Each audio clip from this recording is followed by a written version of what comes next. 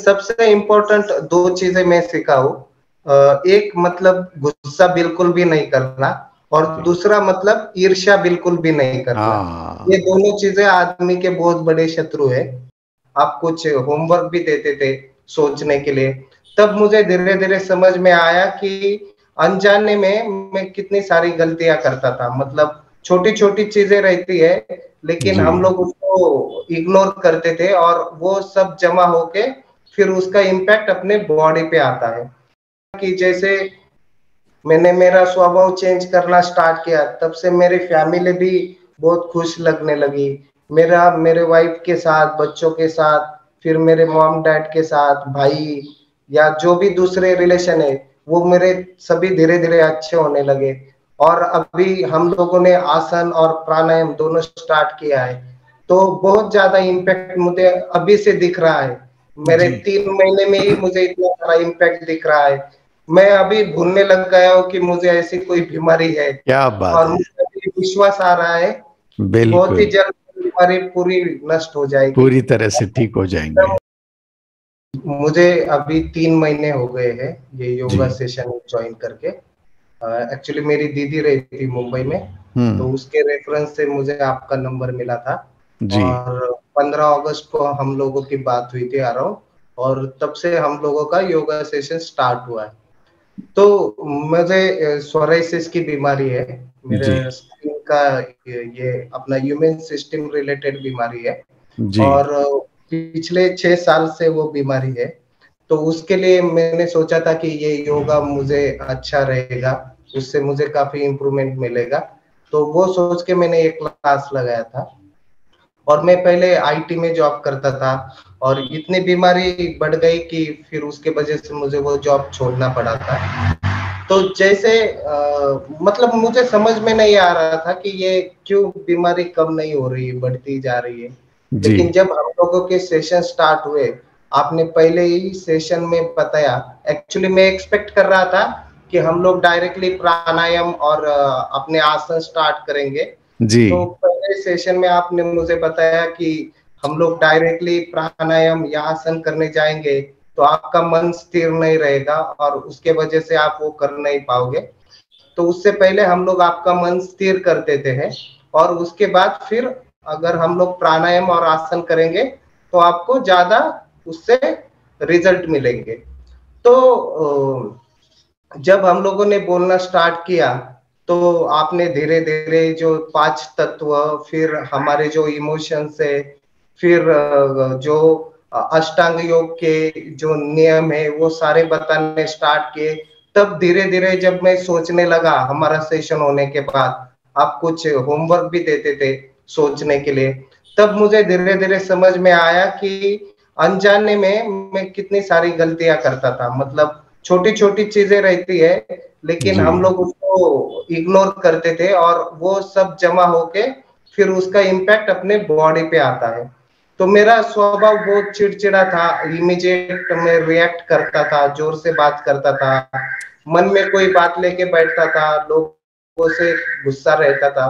तो जैसे धीरे-धीरे हम लोगों का सेशन आगे बढ़ा, तब मुझे समझ में आने लगा कि ये सारी चीज़ गलत है और इससे इम्पैक्ट मेरे शरीर को ही पड़ता है और मेरे जो रिलेशन है वो भी खराब हो रहे हैं। तो मैंने ये चीज़ें समझना स्टार्ट कर दिया। फिर धीरे-धीरे मेरे स्वभाव में मैंने चेंज लाना स्टार्ट किया। मैं दिन-ब-दिन खुश रहने लगा और उसपे फिर मुझे दिखने लगा कि जैसे मैंने मेरा स्वभाव चेंज करना स्टार्ट किया, तब से मेरी फैमिली भी बहुत खुश लगने लगी। मेरे वाइफ के साथ, बच्चों के साथ, फिर मेरे मॉम-डैड के साथ, भाई या जो भी दूसरे रिलेशन है, वो मेरे सभी धीरे-धीरे अच्छे होने लगे। और अभी हम लोगों ने आसन और प्राणायाम दोनों स्टार्ट किया है, तो बहुत ज़्यादा इम्पैक्ट मुझे अभी से दिख रहा है। मेरे जी, 3 महीने में ही मुझे इतना सारा इम्पैक्ट दिख रहा है। मैं अभी भूलने लग गया हूँ कि मुझे ऐसी कोई बीमारी है क्या बात और है। मुझे अभी विश्वास आ रहा है कि बहुत ही बिल्कुल, जल्द बीमारी पूरी नष्ट हो जाएगी। पूरी तरह से ठीक हो जाएंगे। एकदम आनंद से और खुशी से मेरे फैमिली के साथ मेरा जीवन व्यतीत करूँगा। तो मैं जी। आपको धन्यवाद देना चाहता हूँ कि आपने जो भी सारी चीज़ें मुझे बताई जी, और उससे मेरे जीवन में बहुत-बहुत ज़्यादा परिवर्तन आया। तो बिल्कुल थैंक यू सो मच। और मैं बिल्कुल। कोशिश करूंगा कि ये सारी चीजें मैं जीवन के अंत तक फॉलो करूंगा। बहुत तो सुंदर, बहुत धन्यवाद। अच्छा, बहुत बढ़िया। तो दीदी भी हमारे साथ में है, तो दीदी आप बताइए इनके स्वभाव में क्या चेंजेस देख रहे हैं आप? कुछ खास, पहले कैसे थे और अभी क्या चेंजेस देख रहे हैं? पहले वो ज्यादा चिड़चिड़े थे, मतलब कोई भी बात हुई तो बोलते नहीं थे ऐसे, अच्छा। कि शांत बैठते रहते थे, कुछ बोलते नहीं थे। पर हम्म। अभी बोलते हैं कि ऐसा हुआ वैसा हुआ, जी जी। मतलब कुछ गलत लगा तो बोलते हैं, नहीं तो चुप बैठते रहते थे। और हमें अच्छा। भी नहीं समझता था कि क्या हुआ, कुछ हुआ। हाँ, तो मन ही मन वो बातें लेकर के बैठते थे और चिड़चिड़ करते थे। हाँ, हाँ। Okay okay. और अभी पूरा दिन घर में कैसा माहौल है? अभी सब अच्छे हैं, मतलब ऐसे कोई चिड़चिड़े नहीं रहते और बच्चे भी खुश रहते हैं। जी जी। और गणेश जी, बच्चों के साथ कैसा है अभी आपका रिलेशन, कैसा बना है? हाँ, अभी पहले क्या होता था कि बच्चे मतलब मैं भी वो डरते रहते थे कि अगर कुछ बात मेरे साथ शेयर करेंगे तो मैं गुस्सा करूंगा। हम्म। लेकिन धीरे धीरे मेरे को जब जैसे हम लोगों का सेशन हुआ था कि अगर हम लोग गुस्सा करते तो उसका दूसरा ही इम्पैक्ट होता है, उससे हमें भी तकलीफ होती है और रिलेशन खराब होते हैं। तो मैंने मेरे बच्चों को, मेरा बड़ा बच्चे के बारे में ये करता हूँ, शेयर करता हूँ कि जी। उसको मैं हमेशा गुस्सा करता था। फिर हम दोनों ने एक बार बैठा, मैंने हम्म उसको बहुत प्यार से समझाया, उसको बताया कि मेरा स्वभाव गलत था, मैं हमेशा तुम पे चिढ़ता था। फिर हम हम्म। दोनों ने एक दूसरे को प्रॉमिस किया कि इसके क्या आगे हम बात लोग है। चिल्लाएंगे नहीं, जो भी बात रहेगी वो खुल के एक दूसरे को धीरे आवाज में बताएंगे और समझने की कोशिश करेंगे। क्योंकि वाह। जैसे मैं चिढ़ता था वैसे ही मेरा बड़ा लड़का भी आजकल चिढ़ने लगता था, जी वो भी मेरे जैसे ही बड़ी आवाज में बात करता था। जी। लेकिन अभी पिछले 1 डेढ़ महीने से हम दोनों भी एकदम शांत बातें करते हैं, समझते हैं। और अभी मैंने चेंज ऐसा देखा कि वो अपनी स्कूल की बहुत सारी बातें मेरे साथ शेयर करने लगा है, क्या बात जो है, क्या बात। पहले बिल्कुल भी शेयर नहीं करता था। तो ये हाँ। चीज मुझे बहुत अच्छा लगा। और फिर हम दोनों का ऐसा फ्रेंडली अभी रिश्ता धीरे धीरे बन रहा है। आई वाह। होप कि हम दोनों अभी अच्छे से एक दूसरे के साथ रिलेशन बहुत में रहे। अच्छा, बहुत अच्छा। तो देखिए घर में कितना अच्छा खुशहाल माहौल हो गया है ना। हाँ। तो बच्चे जब आपके उनकी दिल की बातें जब आपको शेयर करते हैं तो क्या होता है, फिर आप उनको प्रॉपर एक एज ए फ्रेंड की तरह जब आप उनको गाइड करते हैं तो वो कभी भी गलत रास्ते पे नहीं जाएंगे। लेकिन जब हम्म। पहले डर रहे थे तो फिर क्या होता था, मन ही मन वो बातें अंदर ही दबा के रखते थे। फिर उनको अपनी ही समझ से वो लोग चलते थे, तो हो सकता था कि वो फिर गलत रास्ते पे जाएं। लेकिन ये अभी कभी होगा नहीं, है ना। हाँ। और ये जो सेशन में अभी जो अभी आपने जो भी सीखा उसमें सबसे अच्छी बात आपको क्या लगी खास? सबसे बड़ी बात मतलब आपने जो यमा और नियमा बताया वो तो है ही है, लेकिन सबसे इम्पोर्टेंट 2 चीजें मैं सीखा हूँ।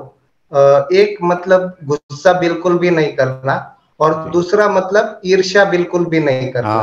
ये हाँ। दोनों चीजें आदमी के बहुत बड़े शत्रु है।